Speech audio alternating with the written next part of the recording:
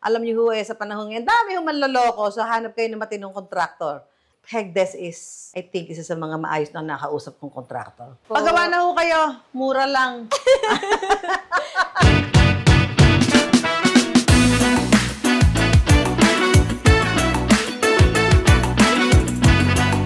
Yo, good morning. I'm Jess. Andito tayo ngayon sa small cabin house ni Miss Susan Enriquez and sasamahan po niya tayong mag-house tour dito po sa kanyang small cabin.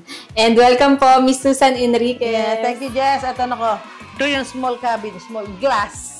Small glass cabin na pinagawa ko dito kana Jessica sa Hegdes. Ayan. So sabi ko, gusto ko ay puro glass.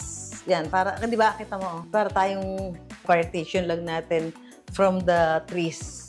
Itong glass, di ba? May question lang po ako, ma'am. Ano po yung mga na-encounter nyo po nung parang naiisip nyo na bakit nyo po pinalitan? Kasi di ba po from traditional kubo siya to glass cabin po? Kasi nga parang yung kubo made of bamboo and pawid and sawali. Maganda siya talaga sa una, pero hindi siya pang long term eh. Parang after a while, mga siguro 1 or 2 years, okay pa siya. Pero yung maintenance is kung hindi ka masyadong magaling sa maintenance ng kawayan, medyo madali siya mabubulok. Ganon din yung sawali, of course. Pawid, ganon din. So, ayaw mo naman ng gastos ka ng gastos. So, pang long term ito. Kaya sabi ko, ito glass, konkreto, para pang matagalan na. Dahil hindi man tayo, syempre, yung pera, gusto mo ding talagang maayos yung paggastos mo, maayos yung pupuntahan ng pera mo. So far naman po, yung kinonstruct ni Hegdes ito, ma'am, ano po yung mga na-encounter nyo? Okay po ba? Kasi di ba po before, naging na po tayo ng project ni Hegdes. Sa ngayon po, ma'am, na nagpa-construct po ulit tayo, ano naman po yung mga parang problem na na-encounter nyo in the long run po? Kasi siguro pag nagpapagawa ka talaga may ma-encounter kang problema along the way during the ng construction. So, halimbawa, biglang, ay, gusto ko ganito na lang pala. Minor lang naman. So, madali naman nag-a-adjust ang Hegdes. Diba, sinabi mo, changes lang sa kung paano ba yung bintana. Ano ba, awning ba or sliding? Dito ba ilalagay? O gano'n. So, mga minor na madali naman ginagawa ng paraan ng Hegdes to comply doon sa ng client, ng kanilang customer. So, yun lang maganda. Hindi sila yung pipilit nila yung gusto. Well, some contractors, I like that, di ba? Parang siguro sa kanila, kung mas madali na yun, ang maganda lang sa Hegdes, susundin nila yung gusto ng client nila. Ano pong idea po yung nakikita nyo pong mga pwedeng gawin dito po sa small cabin? Like, itong space na po ito. Ito, good enough to accommodate yung may mga bisita kami, di ba? Tapos, yun nga, sabi ko, siyempre, paglalagyan ko na lang siguro ng mga curtain na para pag gising mo sa umaga, just ganun mo lang yung curtain mo and then you see the trees, the leaves, di ba? Mga ganyan. Nature na nature talaga.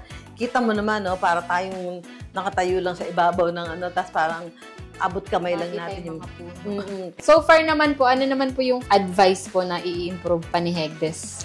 Kayo naman, so far, ayos naman. Ayos naman pag sinabi mong medyo yung tao, gano'n, pinapalitan nyo rin agad kung kailangan palitan dahil nakaka-delay sa construction. Pag may mga kailangan changes, minor, be it minor or major, ginagawa nyo naman ng paraan para masunod yung gusto ng client. From 100, siguro sasabihin ko, 95%. Thank you, ma'am. Taas na nun. Tapos, ma'am, so far naman ngayon, kasi di ba, ang lakas po ng ulan, ang lakas ng hangin, ng bagyo. Sa ganitong unit po, di ba, po glass, mostly na-encounter po ng iba is may mga leaks. So far po ba meron? Well, mabuti nga. So, nag-ulan 3 araw, kaya lagi ako dito. Tinitingnan ko kung may magli-leak. So far, wala naman. Tinitingnan ko yung mga bintana. Ayan, kasi usually dyan dadaan yung tubig. Sa kisame. Wala naman. So, mukhang magaling na magaling. Oo, magaling. Very good, so much po, ma'am. Yes, thank you. At alam niyo sa panahon ngayon, dami yung manloloko. So, hanap kayo ng matinong kontraktor. Hegdes is, I think, isa sa mga maayos na nakausap kong kontraktor. Thank you so much po, Ma'am Susan. Thank you. Thank you so much po. Pagawa na ho kayo. Mura lang. Thank you.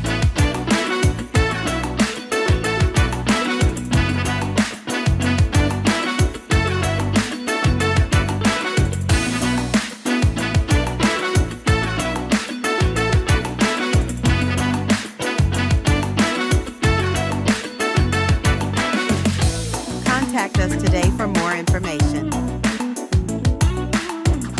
Follow us on Facebook, Instagram, TikTok, and YouTube.